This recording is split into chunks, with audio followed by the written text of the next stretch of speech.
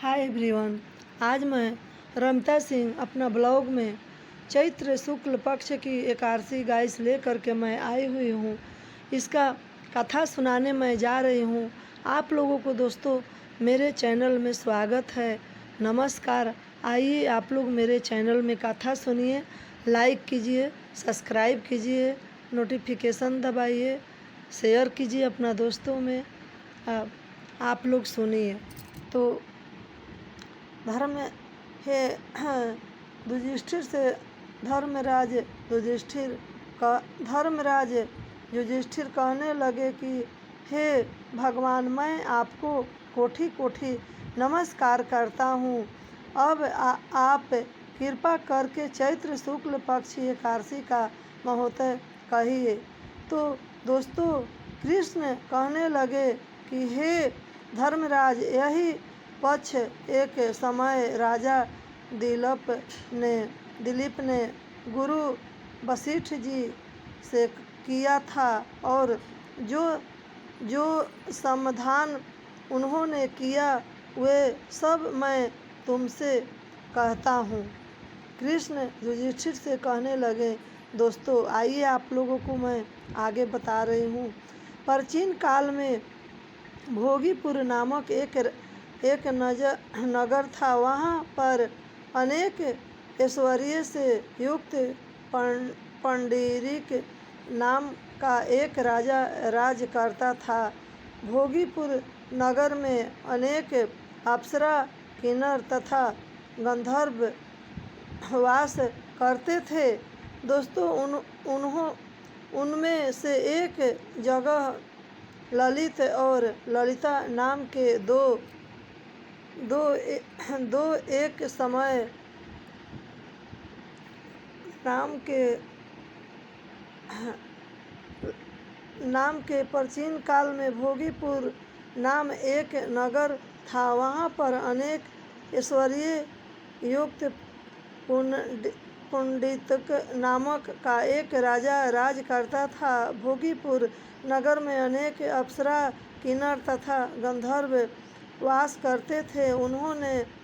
उनमें से एक जगह ललित और ललिता नाम के दो स्त्री पुरुष अत्यंत वैभवशाली घर में निवास करते थे।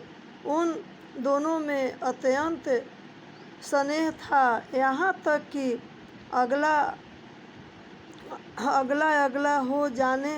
अलग अलग हो जाने पर दोनों अनुकूल हो जाते थे। एक समय पंडित ऋक की सभा में अन्य गंधर्वों सहित ललित भी गान कर रहा था। दोस्तों गाते गाते उनको अपनी प्रिय ललित का ध्यान आ गया और उनका स्वर्ण भंग होने के कारण गाने का स्वरूप बिगड़ गया। दोस्तों ललित के मन के भाव जानकर काकोट नामक नाग ने पद भंग होने का कारण राजा से कह दिया। तब पुंडितक ने क्रोध पूर्वक कहा कि तू मेरे सामने गाता हुआ अपनी स्त्री का स्वर्ण कर रहा है। अंत तू कक्ष मांस और मुनियों को खाने वाला राक्षस बनकर अपने किए कर्मों का फल भोगो। पुंडितक के श्राप से ललित उसी क्षण महाकाल विशाल राक्षस हो गया। दोस्तों उनका मुख अत्यंत भयंकर, नेत्र सूर्य चंद्रमा की तरह प्रदीप्त तथा मुख से अग्नि निकलने लगी। उनकी नाक पर्वत की कंदरा के समान विशाल हो गई और गर्दन पर्वत के समान लगने लगी। सिर के बाल पर्वतों पर खड़े वृक्षों के समान लगने लगे तथा भुजाएं अत्यंत लंबी हो गई। कुल मिलाकर उनका शरीर 8 योजन के विस्तार में हो गया। दोस्तों, इस प्रकार राक्षस होकर वह अनेक प्रकार के दुख भोगने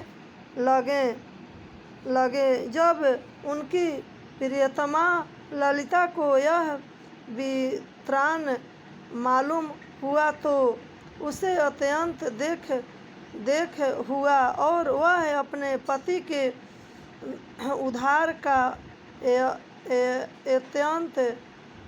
अत्यंत सोचने लगी। वह राक्षस अपने प्रकार के घोर दुख सहता हुआ घने वनों में रहने लगा। उसकी स्त्री उसके पीछे पीछे जाती और विलाप करती रहती। एक बार ललित अपने पति के पीछे पीछे घूमती विंध्याचल पर्वत पर पहुंच गई, जहां पर श्रृंगी ऋषि का आश्रम था। दोस्तों, तो श्रृंगी ऋषि का आश्रम था। वहां ललित शीघ्र ही श्रृंगी ऋषि के आश्रम में गई और वहां जाकर विनती भाव से प्रार्थना करने लगी। उसे देखकर श्रृंगी ऋषि बोले कि हे सुभगे, तुम कौन हो और यहाँ किस लिए आई हो? ललिता बोली कि हे मुनि, मेरा नाम ललिता है। मेरा पति राजा पुंडरीक के श्राप से विशालकाय राक्षस हो गया है। इसका मनुष्य मुझको महान दुख है। उसके उद्धार का कोई उपाय बताइए। श्रृंगी ऋषि बोले, हे गंधर्व कन्या, अब चैत्र शुक्ल एकादशी आने वाली है, जिसका नाम कदमा एकादशी है। उसका व्रत करने से मनुष्य के सब कार्य सिद्ध होते हैं। यदि तू कामदा एकादशी का व्रत कर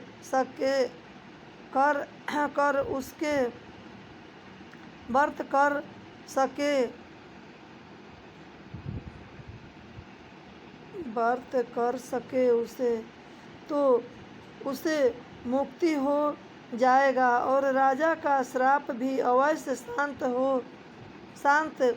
मुनि के ऐसे वचन सुनकर ललिता ने चैत्र शुक्ल पक्ष की एकादशी अपने पर उसका व्रत किया और द्वादशी को ब्राह्मणों के सामने अपने व्रत का फल अपने पति को देती हुई भगवान से इस प्रकार प्रार्थना करने लगी, हे प्रभु, मैंने जो यह व्रत किया है उसका फल मेरे पतिदेव को हो जाए, जिससे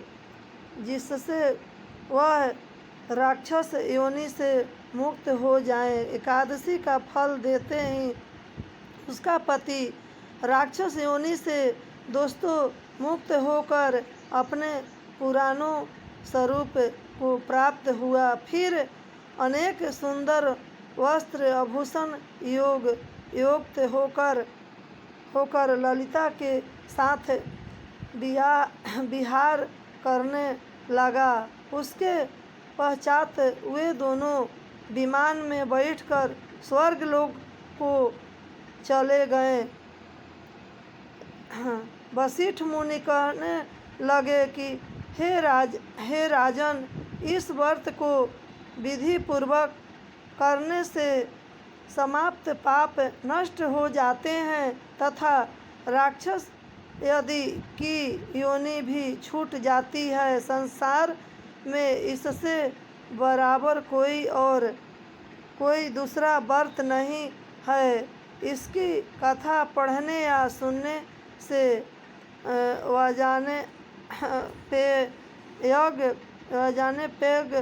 यज्ञ का फल प्राप्त होता है। तो यही मेरा आज का मेरा वीडियो था। आप लोग मेरे भाइयों बहनों दोस्तों, आप लोग इसको ज़रूर कथा को सुनिए। कथा सुनने से अत्यंत खाली फल ही फल प्राप्त है, और फल ही फल प्राप्त है। आप लोग कथा सुनिए, मन लगा करके व्रत कीजिए, पूजा कीजिए।